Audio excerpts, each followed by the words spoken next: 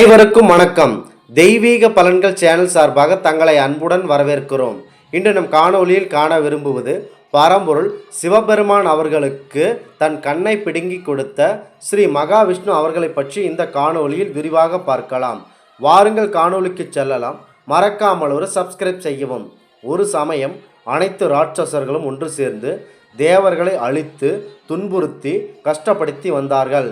இதனால் தங்களின் கஷ்டத்தை தாங்க முடியாத தேவர்கள் பரம்பொருள் மகாவிஷ்ணு பெருமான் அவர்களிடம் சென்று, விஷ்ணு பெருமானே, அரக்கர்கள் மாபெரும் தவ வலிமையால் எங்களை துன்புறுத்துகிறார்கள், அதனால் நீங்கள் தான் எங்களை காப்பாற்ற வேண்டும் என்று மன்றாடி அழுது புலம்பிக் கொண்டு கேட்டுக்கொண்டார்கள் தேவர்கள்.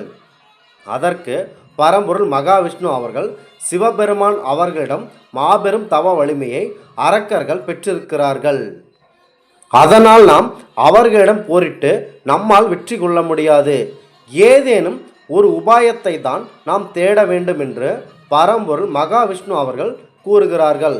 அதனால் சிவபெருமான் அவர்களிடமே சென்று உதவியை நாம் கேட்க வேண்டும் என்று மகாவிஷ்ணு அவர்கள் கைலாய மலையில் இருக்கும் சிவபெருமான் அவர்களிடம் சென்று உதவியை கேட்க துணிந்தார்.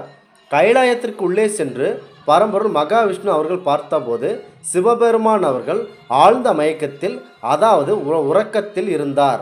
அவரின் மயக்கத்தை கண்ட மகாவிஷ்ணு அவர்கள் அவரின் தூக்கத்தை நாம் கலைக்க வேண்டாம் என்று ஒரு முடிவு செய்தார். அதனால் நாம் சிவபெருமான் மயக்கத்தில் இருந்து எழுந்திருக்கும் வரைக்கும் நாம் சிவபெருமானுக்கு பூஜை செய்வோம் என்று ஒரு முடிவு எடுக்கிறார். அது என்ன பூஜை என்றால், சிவபெருமான் ஒரு நாள் உறக்கத்தில் இருக்கும்போது அன்று ஒரு நாள் ஒரு முறை 1000 முறை அந்த சிவபெருமானுக்கு மந்திரம் சொல்லி ஒவ்வொரு மந்திரத்திற்கும் ஒவ்வொரு தாமரை பூக்களை செலுத்துவார்.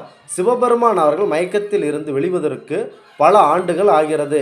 இந்த பூஜையும் பல ஆண்டுகளாக தொடர்ந்து வருகிறது.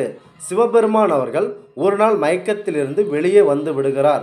அப்பொழுது சிவபெருமான் மயக்கத்திலிருந்து வெளியே வந்ததை கண்டுகொள்ளாத பரம்பொருள் விஷ்ணு பெருமான் அவர்கள் அவரின் பூஜையை வழக்கம் போல் தொடர்ந்து கொண்டே இருந்தார்.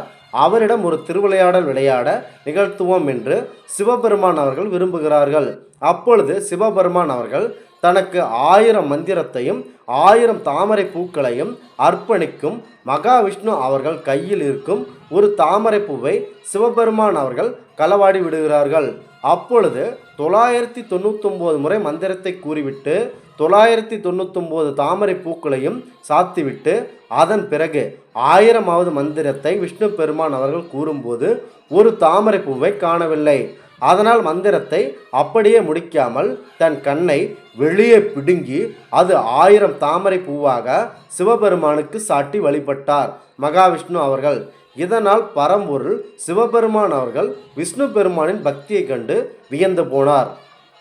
இதனால் சிவபெருமான் அவர்கள் தங்கள் வந்ததன் நோக்கம் என்ன என்றும் ஏதேனும் வரம் என்னிடம் கேட்க வேண்டும் என்றும் பரம்பொருள் மகாவிஷ்ணு அவர்களிடம் வேண்டினார். இதனால் தங்களிடம் வரம் பெற்ற அசுரர்கள் தேவர்களை துன்புறுத்துகிறார்கள், அவர்களை அழிக்கும் சக்தியை ஏதேனும் ஒன்றை எனக்கு வரமாக கொடுங்கள் என்று மகாவிஷ்ணு அவர்கள் சிவபெருமானிடம் கேட்டுக்கொண்டார்.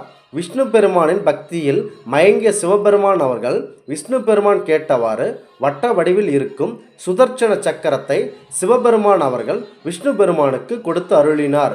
இந்த சக்கரத்தின் மூலம் அனைத்து அசுரர்களையும் அழிக்கலாம் என்று கூறினார் சிவபெருமான் அவர்கள். இதனால் அந்த அரக்கர்களை அழித்து தேவர்களை காத்தார் விஷ்ணு பெருமான் அவர்கள். இந்த சுதர்சன சக்கரமானது எதனையும் கொல்லும் சக்தி கொண்டதாகும்.